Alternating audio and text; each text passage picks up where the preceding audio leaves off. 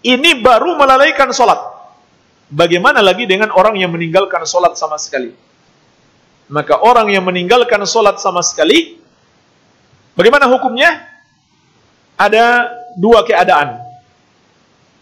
Keadaan yang pertama, orang yang meninggalkan sholat karena menentang kewajiban sholat. Maka ulama semuanya sepakat dia kafir, murtad, keluar dari Islam. Satu saja syariat Islam, apakah sholat ataupun yang lainnya, ditentang oleh seseorang, nggak mau dia terima, dalam hatinya dia tidak mau beriman, dia tidak setuju, atau dia benci, maka dia kafir, murtad, keluar dari Islam. Dia amalkan dan dia tidak amalkan, itu nggak ada pengaruh.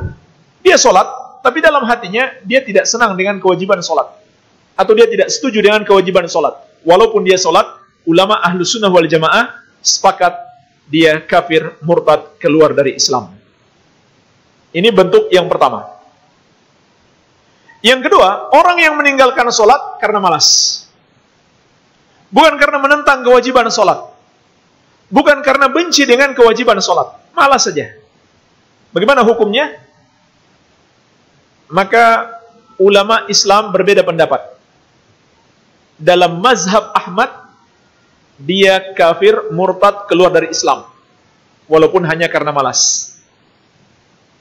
Dalam mazhab yang tiga, Malik, Syafi'i, dan Abu Hanifah, dia tidak sampai kafir, tapi fasik, pelaku dosa yang terbesar setelah kekafiran dan kesyirikan.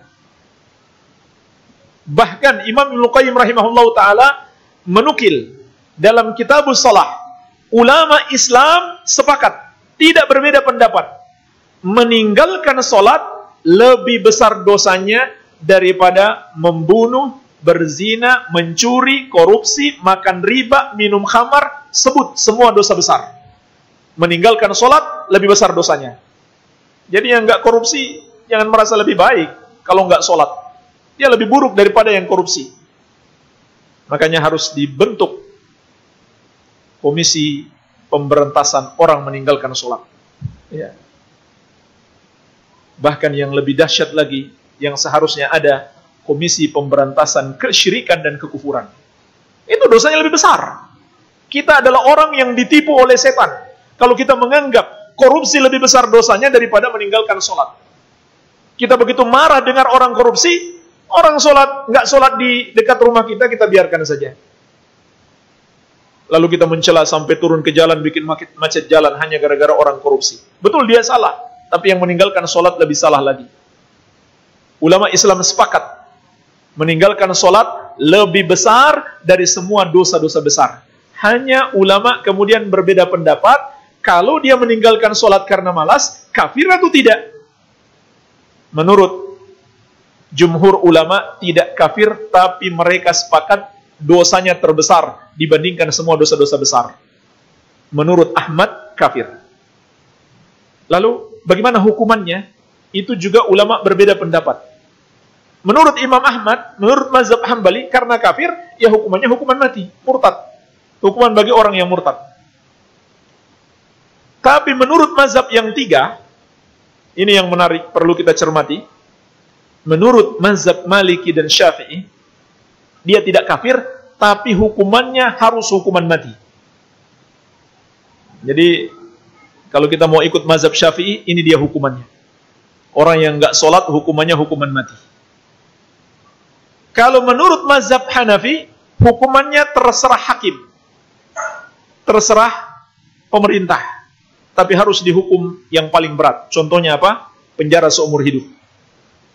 Sampai dia mau bertobat. Iya.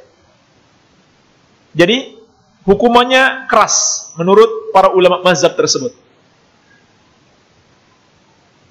Tetapi jemaah sekalian, yang menerapkan hukum ini adalah pemerintah, bukan masyarakat. Iya. Pemerintah yang menerapkan hukuman seperti ini, bukan masyarakat. Nah, yang ingin kita petik pelajaran, ulama mazhab itu keras sekali terhadap orang yang meninggalkan sholat. Hukumannya berat sekali. Ya, hukuman teringan menurut mazhab Hanafi itu seperti penjara seumur hidup. Iya. Nah, jemaah sekalian, pendapat mana yang lebih kuat? kalau kita perhatikan dalil-dalil yang lebih kuat pendapat Hambali. Orang meninggalkan sholat walaupun alasannya malas, dia kafir, murtad, keluar dari Islam. Di antaranya hadis riwayat Muslim. Rasulullah SAW bersabda dari sahabat Jabir, kata Nabi SAW, "Baina shalah, baina rajul wa baina syirki wal kufri tarkus shalah." Batas pembeda, pemisah antara seorang muslim dengan kekafiran dan kesyirikan adalah meninggalkan sholat. Begitu pula dalam hadis yang lain Nabi SAW menegaskan, "Al-ahdu alladhi bainana wa bainahumus shalah, faman tarakaha faqad kafar." Perjanjian antara kami dengan mereka adalah sholat. Barang siapa meninggalkan sholat, maka dia kafir. Jadi intinya tidak main-main hukum meninggalkan sholat. Berat sekali. Baik jemaah sekalian, ini tentang orang meninggalkan sholat.